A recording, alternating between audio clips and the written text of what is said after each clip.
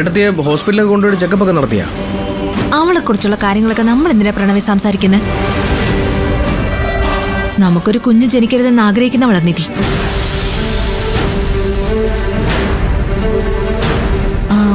പ്രണവ്, വസുന്ധരാന്റി പറഞ്ഞത് കേട്ടല്ലോ. ഒരു കുഞ്ഞെന്നെ അമ്മാന്ന് വിളിക്കുന്നത് കേൾക്കാൻ എനിക്ക് വല്ലാത്ത ആഗ്രഹമുണ്ട്. നമ്മൾ ആപ്ലിക്കേഷൻ കൊടുത്തിരിക്കുമല്ലേ. മോളിലിരിക്കുന്ന ദൈവത്തിന്റെ ഡിസിഷനാണ് ഇനി വരാനുള്ളത്. ആ ഫയൽ നോക്കി പുള്ളിക്കാരൻ ഓക്കെ അടിച്ചു കഴിഞ്ഞാ എത്രയും വേഗം ഞാനും നീ അച്ഛനും അമ്മയാവും.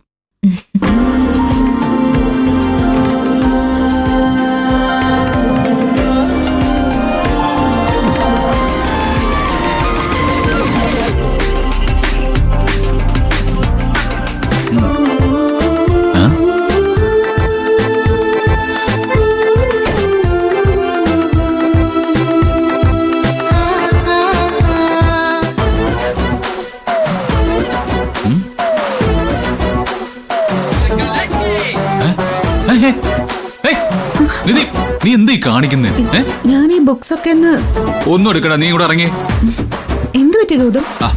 പറയുന്ന കേക്ക്, ഇങ്ങോട്ട് ഇറങ്ങി. സൂക്ഷിച്ച് പതുക്കെ. വായിങ്ങോട്ട്. എന്തിനാ അവിടെ വലിഞ്ഞു കയറിയത്? ഇങ്ങനെ ശ്രദ്ധയില്ലാതെ പെരുമാറാൻ പാടുണ്ടോ?